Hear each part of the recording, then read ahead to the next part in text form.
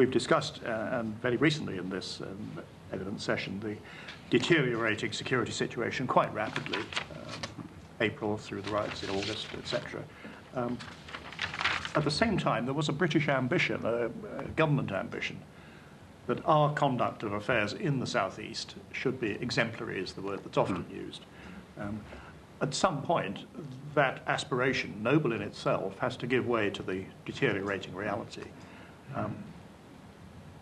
Was that something that was consciously managed, or was it simply the passive reaction to worsening events as we scaled down our aspiration?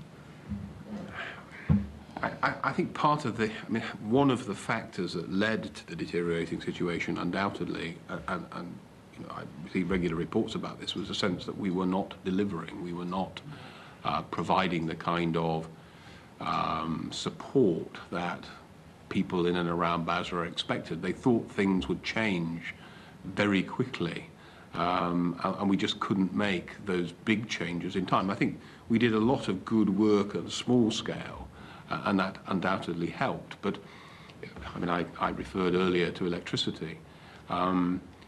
It was clear very quickly that the power station serving Basra could not be repaired indefinitely. We could do what we could, but we couldn't guarantee that it would keep going.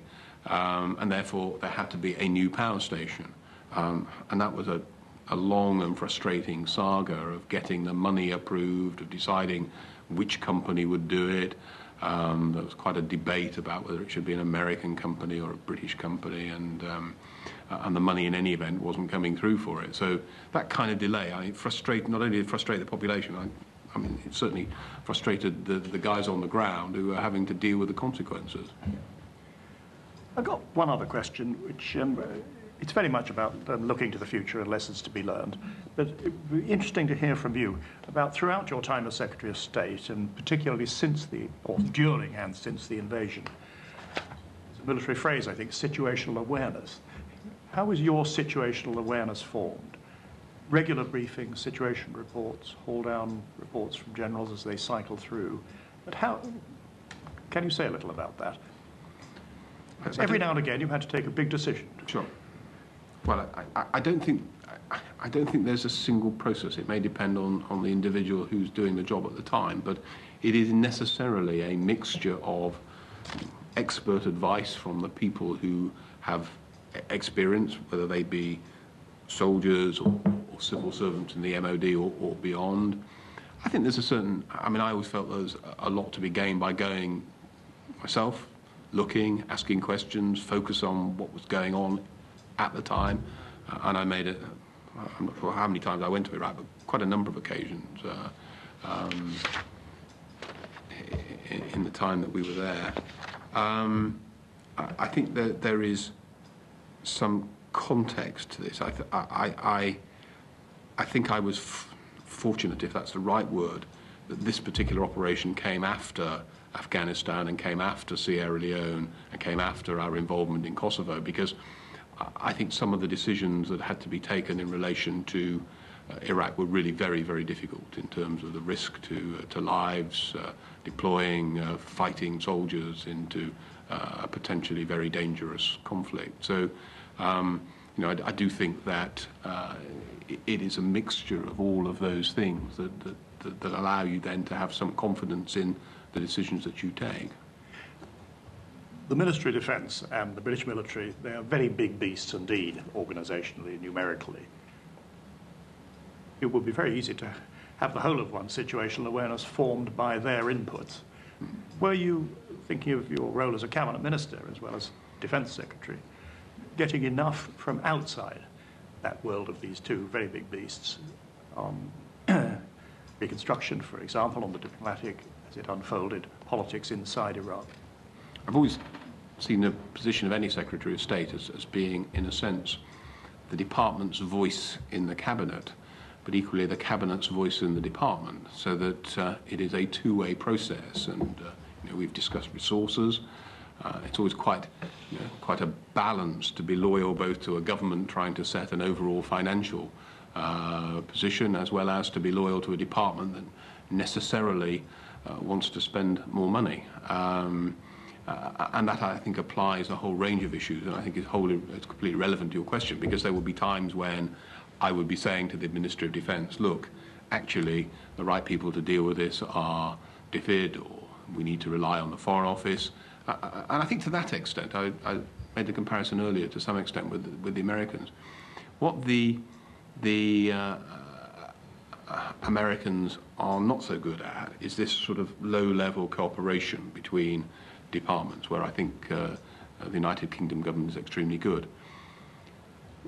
I came to the view, actually, that what the Americans are quite good at, and I think there are all sorts of constitutional reasons why they're better at it than we are, is the kind of top-level clearing of decisions, in the sense that they have fairly regular meetings of principals where the Secretary of State, Defence Secretary, Vice President, President, Security Advisor, or combinations of those people will get together and they will simply work through the various difficulties that have arisen between departments and solve them. And once they've reached a view, that's it, and things move on.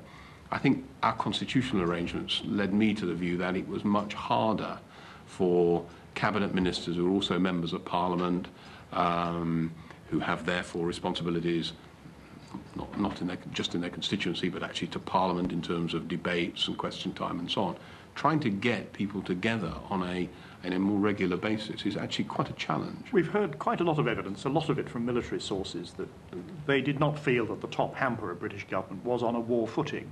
Is that in some sense a reflection of what you've been saying? But I think, as I say, I think in practice it is much harder to say, I can recall the frustration sometimes of people saying, well, you need to sit down with the Prime Minister and Jack Straw and perhaps Clare or whoever was there afterwards and sort this out. And the Americans did that at a moment's notice. I can recall being in Donald's office, the phone goes, the President wants to see him, he goes. Whereas there were always some constraints on our ability to do that. Plus, but I accept this is equally true for the US, there are lots of other things going on at the same time. So although we are understandably and rightly focused on Iraq for the purposes of this inquiry, at the same time we're still conducting operations in Afghanistan. There are a whole range, I'm sure, of issues for the Foreign Office, for DFID, which are absolutely nothing to do with Iraq, but nevertheless people are still having to conduct daily meetings, do the work that's necessary to keep those activities underway. Thank you. Sorry, if I could just interrupt. There was a cabinet committee which is very much the equivalent of the Committee of Principals, the DOP, Defence and Overseas Policy Committee, but the problem was it just didn't meet in the run up to the war for 2 years. And then after the campaign, actually a lot of meetings happened, and we had the equivalent structure. So why was it possible to do it after the campaign but not before the campaign? I think the meetings you're describing, I mean, there were in effect meetings of principals. I'm not suggesting that the Prime Minister, Jack Straw, myself, CDS did not. Clare Short? Clare Short, from time to time, but certainly in wider meetings as well. The meetings that you describe afterwards were, I mean, they were big meetings. I mean, there were large numbers of people present from not only the departments that you, by implication, have already mentioned, but whatever the business department was called at the time. I remember Patricia Hewitt was represented, and a whole range of other people. Home Office were there, so it was quite a big cabinet committee looking at the contributions that different departments could make to reconstruction.